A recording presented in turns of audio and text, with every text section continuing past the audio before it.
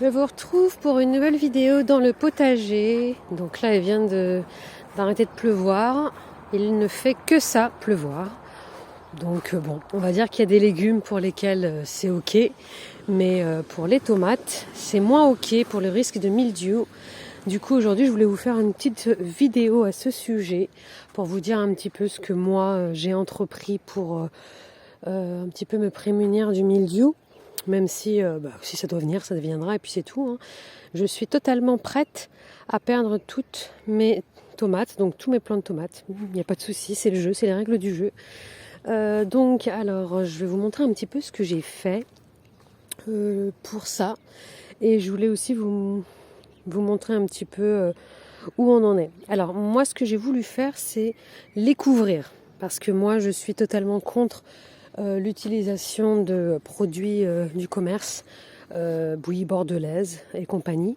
Donc malgré qu'on ait essayé de me convaincre, donc les jardiniers voisins, je refuse totalement d'utiliser la bouillie bordelaise parce que je pars du principe que le mildiou, ça fait partie de l'écosystème, ça fait partie des règles du jeu. On est dans la nature, donc même si effectivement ça fait mal de perdre toutes ces tomates, je me dis que je ne vais pas polluer ma terre et tuer tout l'écosystème qui se trouve dans ma terre juste pour pouvoir manger des tomates. Donc voilà, c'est ma façon de voir les choses.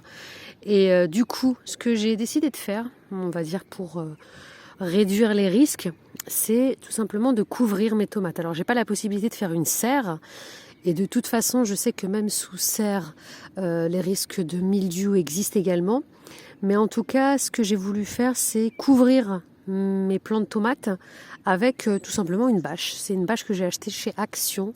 Donc normalement, c'est les bâches qu'on utilise pour couvrir les sols pour la peinture. Donc vous trouvez ça dans le rayon outillage.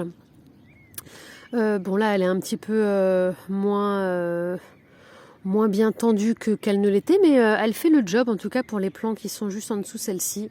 J'en avais pas assez, donc j'en ai racheté, donc c'est pour ça que je suis revenue aujourd'hui pour réinstaller la suite.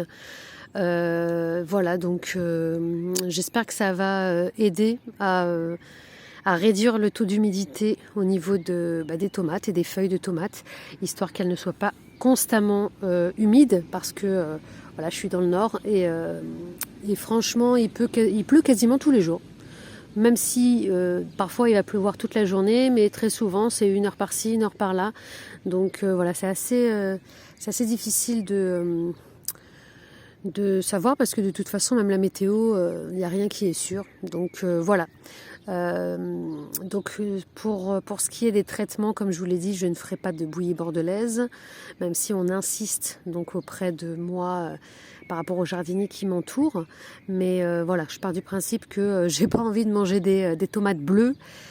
Parce qu'en plus la bouillie bordelaise, il faut savoir que quand il pleut, donc ça va être nettoyé, donc ça va aller dans le sol, donc ça va entre guillemets polluer de cuivre le sol.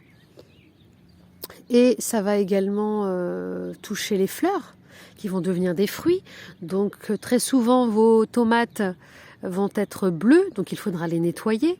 Il faudra mettre du produit très souvent parce que la pluie va nettoyer le produit, donc il faudra en mettre régulièrement, tous les 2-3 jours s'il pleut régulièrement.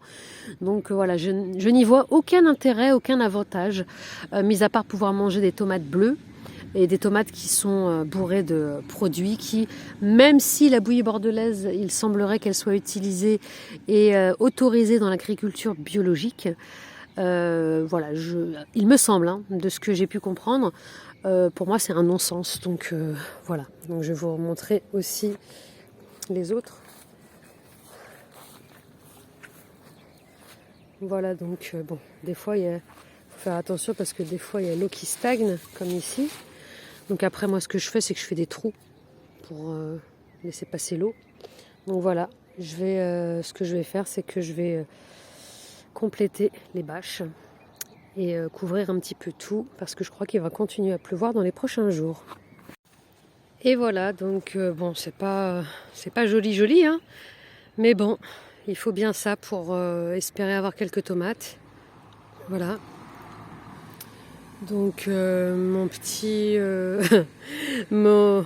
ma petite solution de fortune en espérant que j'aurai des tomates. Et je voulais vous montrer une dernière chose, c'est le tutorage. Donc comme vous pouvez le voir, j'ai investi sur des tiges de bambou que j'ai achetées chez Cora. Ceux-là font 1,80 m et m'ont coûté 89 centimes. Mais quand j'y suis retournée, j'en ai plus trouvé. Donc ce que je fais, c'est que je me dépanne avec des bâtons, avec des machins que je trouve en forêt. Et ce que j'ai fait maintenant, et je pense que c'est ce que je vais faire pour corriger le tir sur ce qui me manque, c'est prendre tout simplement, comme vous pouvez le voir, des manches à balai. Donc ceux-là, je les ai pris chez Action. La mise au point. Je les ai pris chez Action, ils font 1,40 m. Voilà, c'est vrai qu'ils sont pas aussi hauts que les tiges de bambou. Mais bon, je pense que ça fera l'affaire. Ils sont à 99 centimes ceux-là. Vous avez les bleus à 1,20 m qui sont à 10 centimes de moins, 89 centimes. Donc je trouve que c'est une bonne solution de tutorage à moindre coût. Voilà, et puis j'ai pris des noirs, comme ça fait joli. Donc voilà, n'hésitez pas à liker la vidéo si mes petites astuces vous ont plu. Dites-moi en commentaire si vous aussi vous avez pas mal de pluie comme moi. Et comment vous faites pour vous prémunir du mildiou. À bientôt!